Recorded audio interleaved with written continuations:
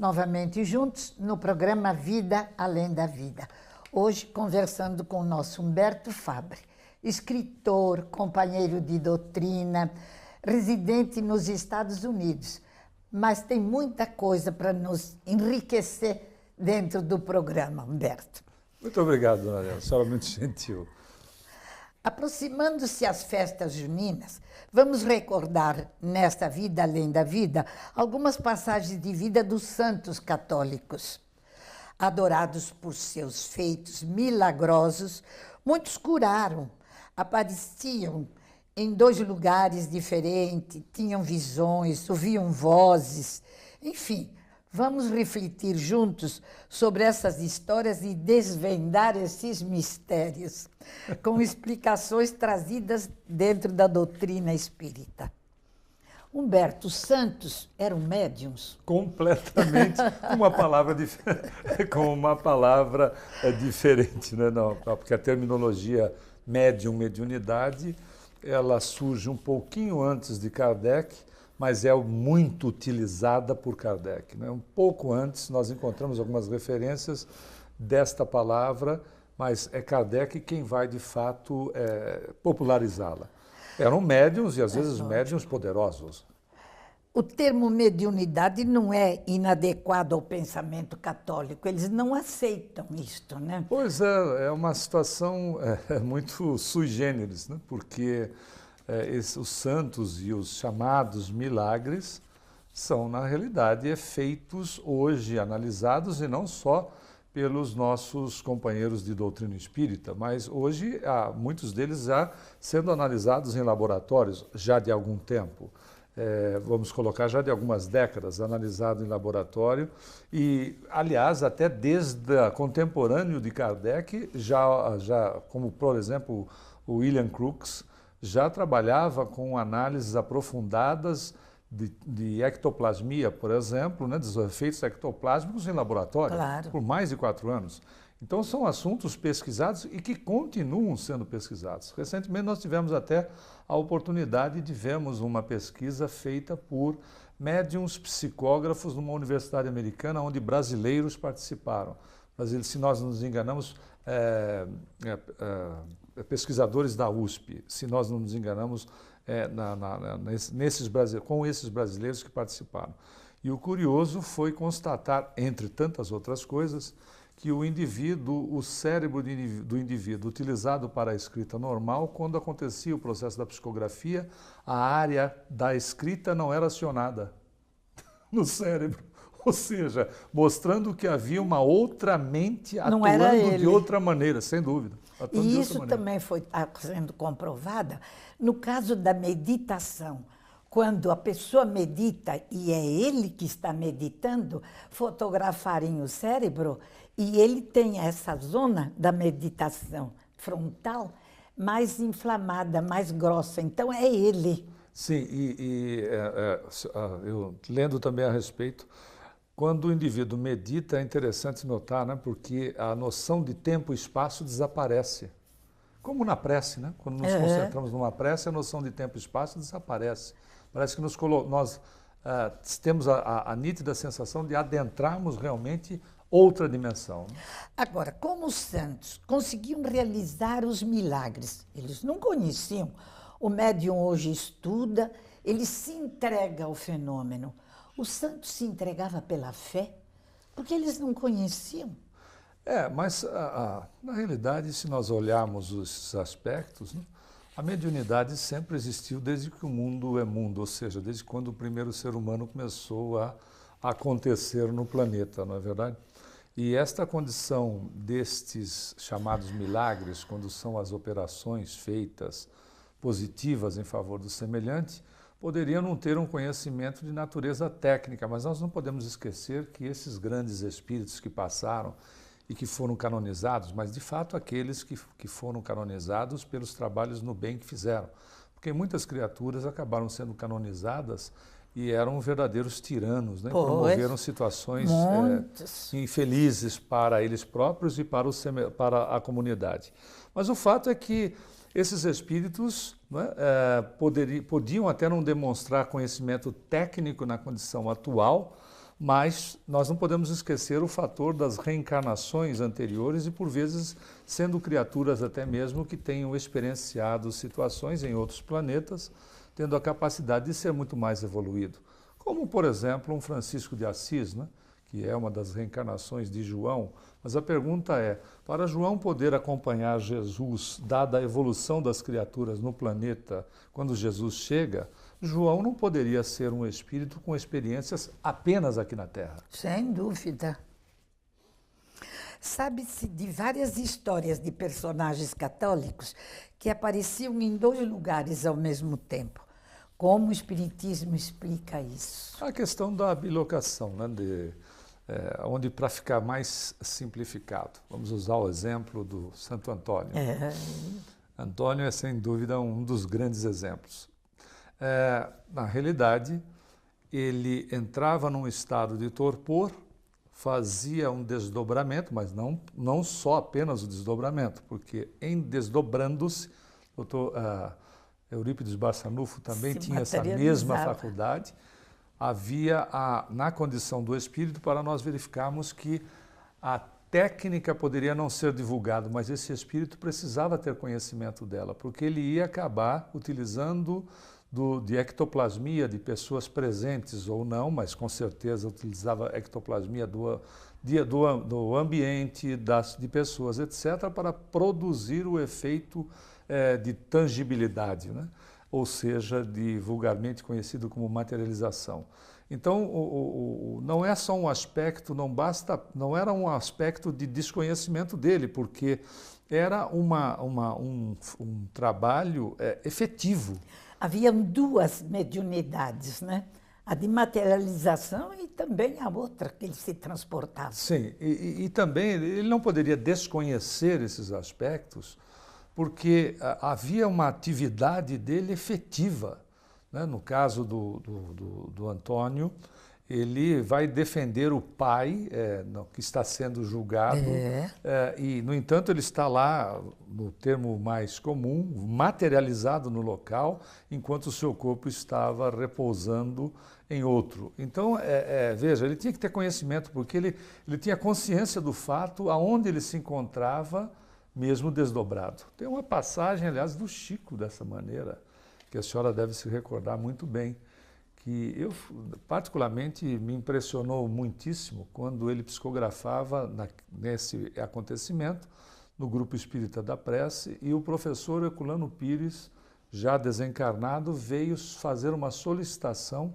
para que ele fosse com o professor num centro espírita, na dimensão espiritual que o professor estava, para psicografar a mensagem para uma mãe desencarnada de um filho desencarnado em outra dimensão. Foi. É de impressionar, porque ele continuava trabalhando aqui, né, sendo veículo dos espíritos, e ao mesmo tempo foi veículo de espíritos lá. Que é impressionante. O Chico tinha essa facilidade de bilocação muito grande.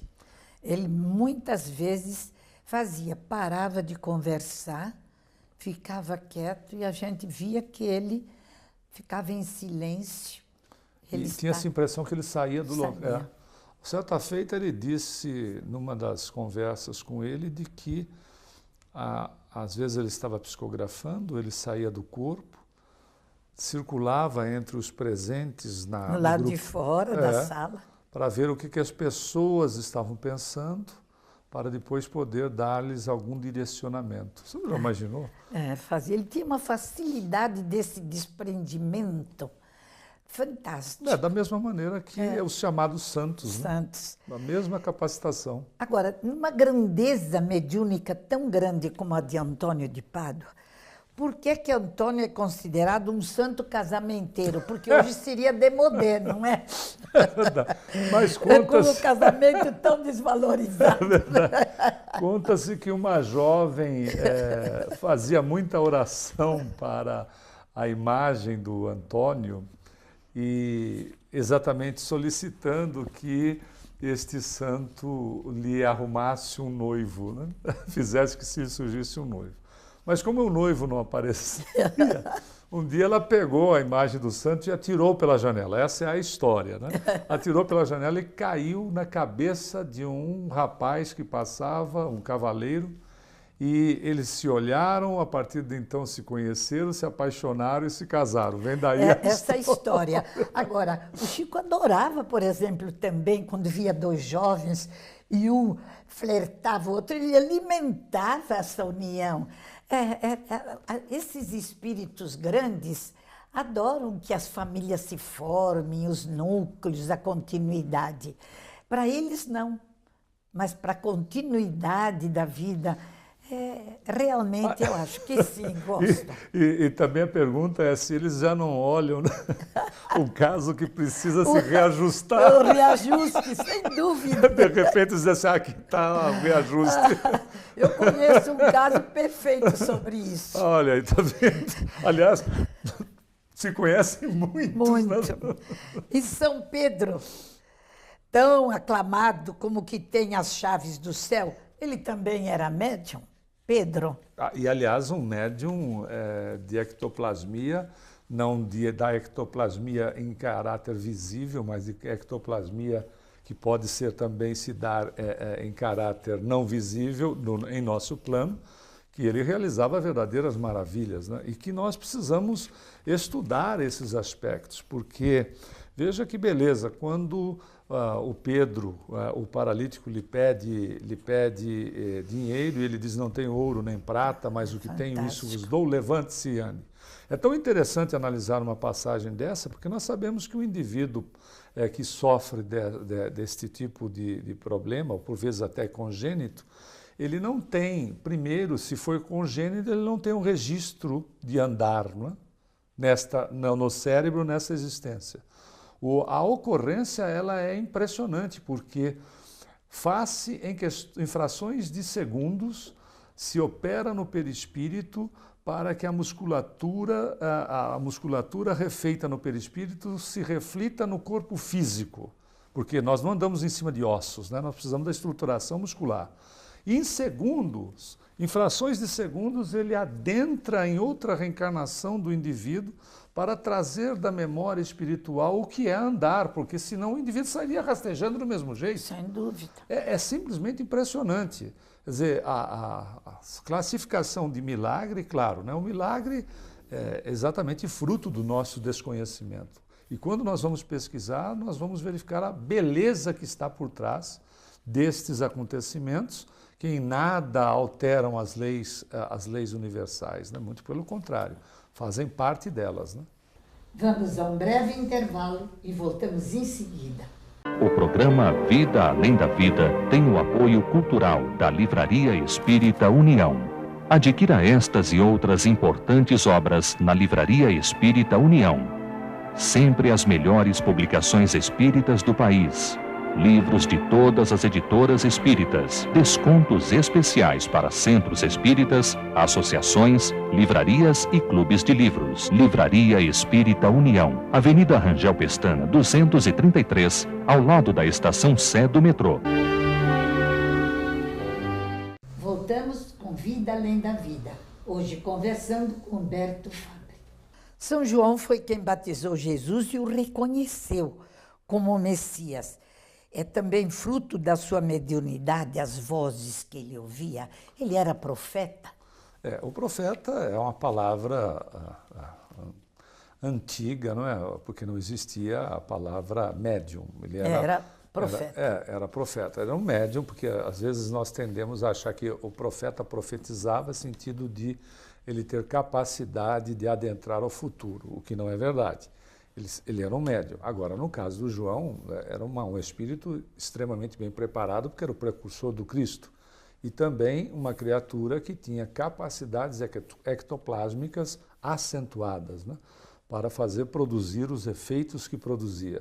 Na realidade, eram médiuns, grandes médiuns, como nós vimos alguns deles passarem pelo nosso planeta recentemente, ou estarem ainda conosco, né, como é o caso bastante significativo do trabalhador da palavra, que é Divaldo Pereira Franco. Os santos também reencarnam, porque, por exemplo, nós falamos de Antônio, de João, de Pedro, e o pessoal pede, e faz promessa, e vai, e continua pedindo casamento, pedindo bens. Eles reencarnam também. O bom é que se seja santo mesmo, né? Porque a senhora já imaginou se nós fomos santificados, a quantidade de pedido que vier para nós vai ser uma tortura, porque a gente não vai conseguir atender. Né? O fato é que, sim, sem dúvidas, reencarnam até na medida das necessidades no processo evolutivo, ou então reencarnam depois que não há necessidade mais, né, quando se atinge certos patamares, como missionários, e deixam nos seus lugares representantes. Né? Quantos Bezerras de Menezes existem para centros que, por exemplo, dão mensagens, comunicações de Bezerra ao mesmo tempo, no mesmo dia? Sem né? dúvida.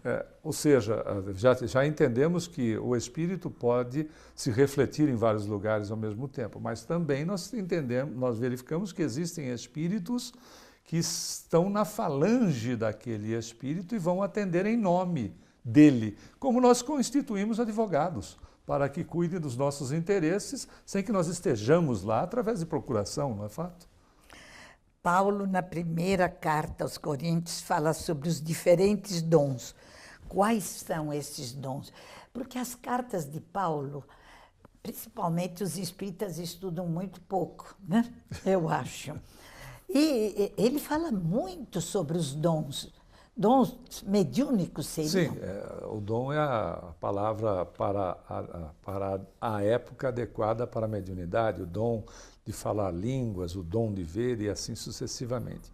E a senhora disse de fato, porque se nós formos verificar na primeira epístola aos Coríntios, no capítulo 12, 13 e 14, nós temos ali o primeiro livro dos médiuns do mundo, né? Que ele dá as instruções e encerra no capítulo 14 falando da caridade, né? Que se ele fizesse tudo, mas não usasse de caridade, ele poderia falar línguas, poderia fazer isto ou aquilo, mas se não usasse de caridade, já dando um direcionamento de que mediunidade, apesar de ser para todos, a mediunidade com Jesus é a mediunidade que tenha lastro do amor. Né? E Paulo fala em uma de suas epístolas, está em Palavras de Vida Eterna, um dos dons que eu nunca pude imaginar, e agora eu digo que é um dom que realmente pouca gente desenvolve, é o do discernimento. Eu disse, mas como Paulo disse atual agora? O dom do discernimento poderia ser para nós, e é uma necessidade hoje, não? Bom, por que não colocar sempre foi, né? É uma realidade, e à medida que nós vamos evoluindo, ele se amplia. Tanto é que a caridade, como diz Emmanuel, exige discernimento. Né? Nós não podemos agir sem discernimento, porque nós podemos criar parasitas. Pois é, hoje, por exemplo, no nosso mundo moderno, a caridade tem outra visão, outro discernimento. Há lugares no planeta, assim, que há muita fome, mas claro, há lugares em que a caridade se faz presente pela educação, não é? Bom, o ponto central, não é, dona Helena, da missão do Cristo é uma metodologia educacional, não é verdade? Cristo era um educador por excelência, sem dúvida, como mestre que era, ou que é, né? Vamos colocar no presente porque ele não deixou de existir. Mas a verdadeira caridade sempre será educar o indivíduo. Eu sempre me reporto em palestras ou em aulas a uma passagem que é muito marcante para mim, quando ele disse para aquela moça, depois da situação toda, das ocorrências, né? No caso da moça que foi apanhada de adultério, e o equívoco já acontecia ali porque eles já estavam, somente ela tinha sido apresentada, e não o adúltero. E é interessante que ele faz uma parte assistencial, porque não adianta falar de evangelho, como diz Emmanuel, para quem tem o estômago vazio. O Jesus usa de um momento assistencial quando ele tira ela do risco de morte, que ela seria lapidada em praça pública. Né? Segundo, depois ele usa de misericórdia. Ele diz, tão pouco eu te condeno. E terceiro, ele usa de caridade quando ele educa. Né? Ele diz, vá e não peques mais, ou não erres mais. Aí está a caridade, né? Depois que ele faz a assistência adequada, ele utiliza da caridade educando-a, dando direcionamento para a criatura. O que fazem os santos no mundo espiritual? Quando chegam ao mundo espiritual, por exemplo, de batina ou espírita, acostumado a ficar no centro espírita, recebendo o espírito, dentro da sua religião plasmada, o que ele faz no mundo espiritual? Como se comportam esses religiosos? Se for na dimensão paralela à nossa, que é, via de regra, muitos de nós vamos mesmo, continua sendo do mesmo jeito, né? Nós vemos o nosso lar, é uma cidade ecumênica, não é uma cidade espírita. Nós verificamos os trabalhos que acontecem no livro Libertação, por exemplo, onde há trabalho de ectoplasmia, trabalhos de efeitos mediúnicos, entre eles em dimensões diferentes. A senhora sabe o que me fez me lembrar certa conversa numa das noites lá em Uberaba, na casa do Chico, que perguntaram para ele, aquelas perguntas inconvenientes, né? Ah, Chico, quando você desencarnar, quer dizer, a criatura estava encarnada, que maneira que atitude. Mas quando você desencarnar, você vai para o nosso lar? Ele disse, não, se eu puder pedir alguma coisa, eu vou pedir a possibilidade de abrir um centro espírita no umbral. Bom, eu estou salvo, né, dona? Eu estou salvo, porque é onde eu vou procurar o centro espírita. O Chico, dentro daquela humildade, você me lembra, pouco antes dele desencarnar, você conheceu o nosso companheiro Joaquim Alves, que era muito ligado a ele, de outras encarnações. E Joaquim já havia desencarnado há uns 2 anos. Então, o Chico, eu tinha ido visitá-lo, ele não vinha mais a São Paulo e não saía de casa, e ele me disse, eu já pedi ao nosso irmão Jô que me reservasse um lugar na casa transitória que ele dirige no mundo espiritual. Sabia Eu disso. disse, Chico, mas você não precisa nem pedir, você está liberado. Ele disse, sim. E preciso ir para essa casa transitória, porque é normal a nossa chegada. Todos nós devemos passar por esse amparo. Olha, e eu, segurando minhas lágrimas e o coração na mão, disse, então peça também um lugarzinho para mim. Bom, esperemos que nós possamos ir diretamente para lá. Né? Então, realmente, o mundo espiritual tem que receber-nos a todos, com batina, sem batina, com certeza. Médios em desenvolvimento, pastores evangélicos. O André Luiz narra nas suas obras de que existiam muitas colônias que as pessoas não se sabiam desencarnadas. Né? Continuava achando que, da mesma forma que o desencarnado numa colônia dessa pode achar que nunca saiu de lá e que a realidade dele seja só aquela. Você lembrou bem, porque a irmã de Chico, a Luísa, ela era muito católica, mas adorava os passes do Chico e dos passistas que iam. Quando ela desencarnou, depois de um tempo, ela veio fazer queixa ao Chico e disse a ele, eu peço passe, e eles dizem que não, porque eu tenho que ser atendida com os católicos, porque eu na terra fui católica. Que interessante. Então, realmente, também, nós levamos plasmada a ideia da nossa religião, não é, Humberto? Com certeza. E até porque a influência é milenar. Não é? Existem religiões de 6 mil anos antes de Cristo. Imagina um indivíduo que se colocou durante muitas reencarnações nessas religiões. Esse indivíduo tem muito ainda, não é? Cristalizado. Não quer dizer que absolutamente... Eu gosto muito de uma entrevista certa feita que foi feita com o Dalai Lama do Tibete, que é budista tibetano. Perguntaram para ele qual era a melhor religião do mundo, e ele disse que era aquela que conduzia o homem a Deus. Essa será a nossa realidade futura. Sem dúvida, né? Não. Mas é bonito saber que nós palmilhamos por todas todas diversas religiões, mas vamos chegar à realidade daquilo que somos, não é, Humberto? Com certeza, com certeza. Que bom. Fico feliz, mas nós continuamos o assunto a semana que vem. Com certeza. Vida Além da Vida chega ao seu fim. Até a próxima semana, se Deus quiser, com o nosso Humberto Fabbri.